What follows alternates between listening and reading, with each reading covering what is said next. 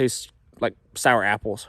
This bag of pinto beans is roughly 50,000 calories. This plant here is called greenbrier. And the young shoots, the young ends, tips, leaves are edible.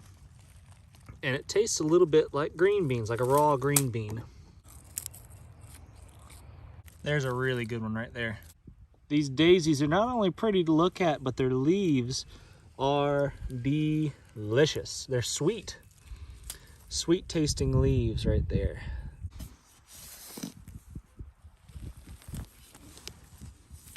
Fire ants. If you can get past the fire ants, their larva is not bad if you fry it up. Termites are better, not as aggressive. This one's called red dead nettle, I believe. It's got a square stem, kind of like a mint. This one's a young sourwood right here, sourwood tree. Tastes kind of like, the young leaves don't have much flavor at all. The older ones, the more mature leaves, actually have a more distinct flavor. It tastes like sour apples.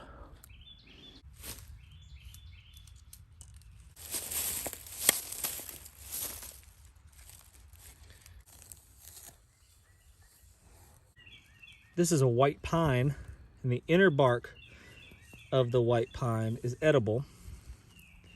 You peel away this inner bark right here, that strip, and that you can chew on and get some nutrients out of right there.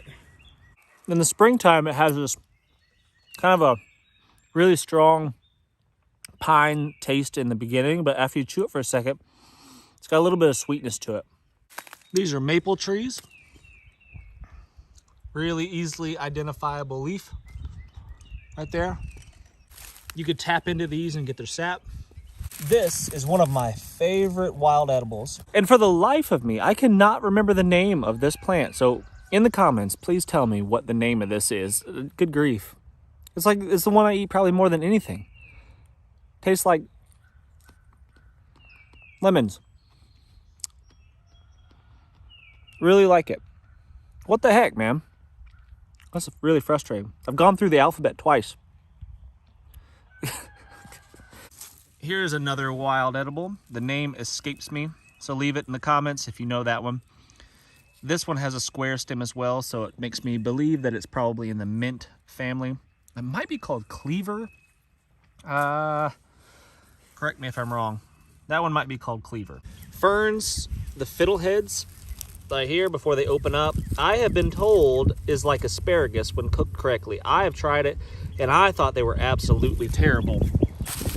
Did not enjoy it whatsoever. This is narrow leaf plantain right here. Pretty easy to identify as well. More medicinal than edible. I mean, you can eat them, but it just doesn't taste really bitter. It's very astringent. That's what it's used for. Drawing properties. Put it on, chew it up, put it on a bee sting. I've used it with good success on my kids for sure. Blackberry.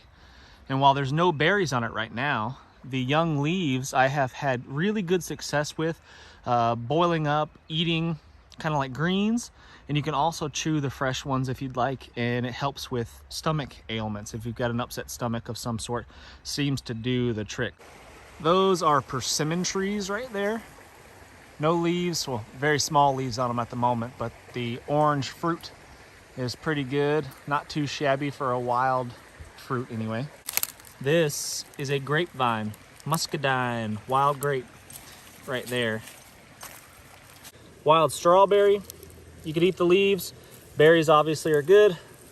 The willow here, the inner bark, can be chewed up and used as a pain reliever, similar to aspirin. This plant looks like cattail, but it is not. Don't eat that. Pretty to look at, but don't eat it. And searching for ramps, they're popping up this year. And when I was turkey hunting yesterday, they were everywhere. I was surrounded by them, but trying to be too sneaky to dig for ramps. And now that I'm in a different location, zero ramps. It's hard to be had.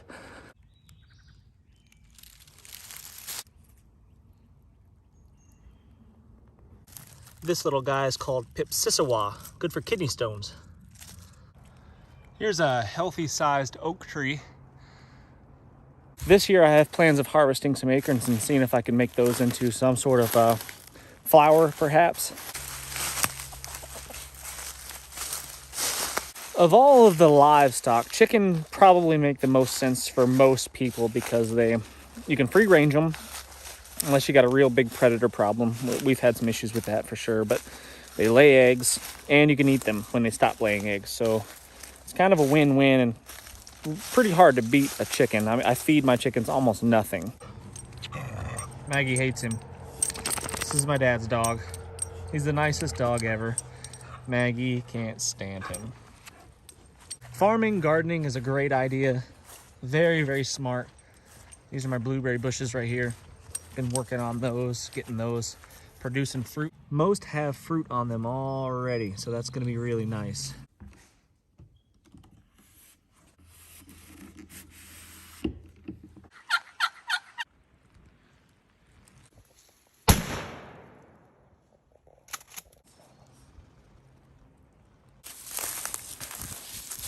I was really fortunate yesterday and was able to kill a turkey. And here's the turkey breasts. Fantastic. A lot of effort went into that though.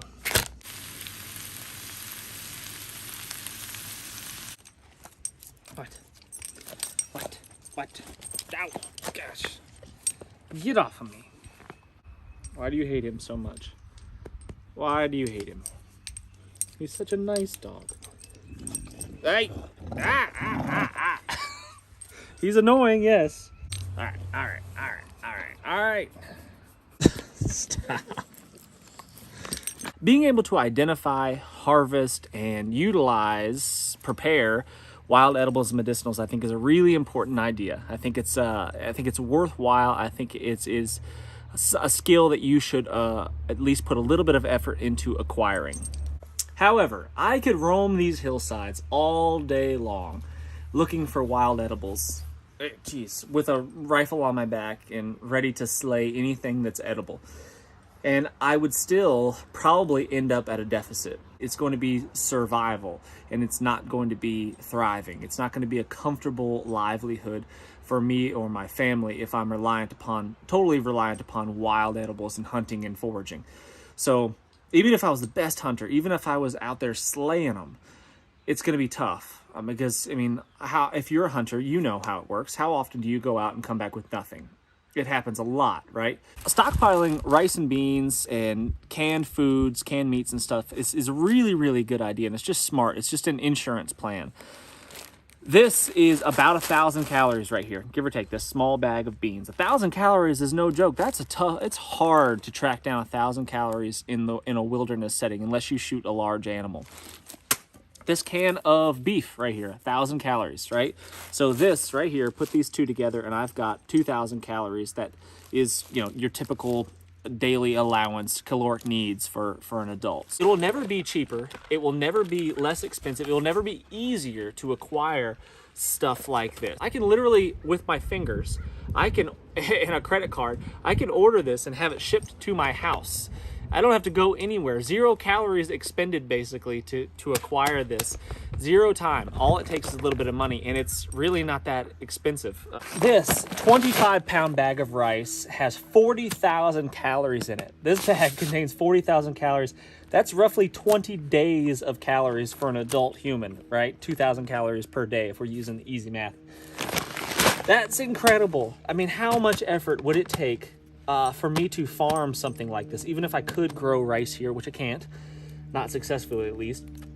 Even if I could, like, what would go into that? Like the equipment requirements, the land, the irrigation needs, all of that stuff. It's just not really going to be a thing. And there's no possible way that you can get this 20 days of food cheaper and easier than just buying it right now. This bag of pinto beans is roughly 50,000 calories in this 50-pound bag. Ballpark 25 days of my caloric needs right there. Inexpensive, easy to get, lasts a long time. So yeah, the smartest, easiest farming you can do is just on the internet. Go to Costco and buy foods in bulk, dehydrated, freeze-dried meals, all that kind of stuff that lasts a really long time. put it away for safekeeping. If you should ever need it, it's there. It's an insurance policy. Look at it that way. Now, with that said, as soon as you start dipping into that, let's say, the zombies come, the SHTF situation's here, the EMP strikes, the World War III is upon us, and we've been invaded by whoever. Now that as soon as you dip into your stockpiles, you started the clock, and it's going to last until it lasts, and that's pretty much it. So that's where having the skills, the knowledge, the tools, the property to be able to farm, to be able to grow your own food really, really, really shines and comes into play when things are no longer going to be as easy as just ordering it. No longer just running down to the store and filling up the back of your car or truck with dried rice and beans. So not only do you learn how to hunt and fish and gather wild edibles and how to process them, medicinals, that's important too, but we stockpile, we gather up the rice and the beans and the canned foods and meats and all of that stuff. And then we also invest some time, some energy into learning how to grow our own food so we can be that much more secure. So that 3-tier method, I think, is a pretty big deal. And I am definitely no expert. I have many, many weaknesses, and I need to improve upon all of that drastically. It's a big deal to me to improve upon all 3 of those, and I encourage you to do the same, because the more prepared that we are, the more we can help the people around us, the less chaotic our lives will become when those crazy dire situations should present themselves. So anyway, I hope this was helpful, guys. I really do appreciate you watching. Make sure you hit that thumbs up, leave comments, ask me questions, tell me what you think about this topic, and I can't wait to see you on the next video.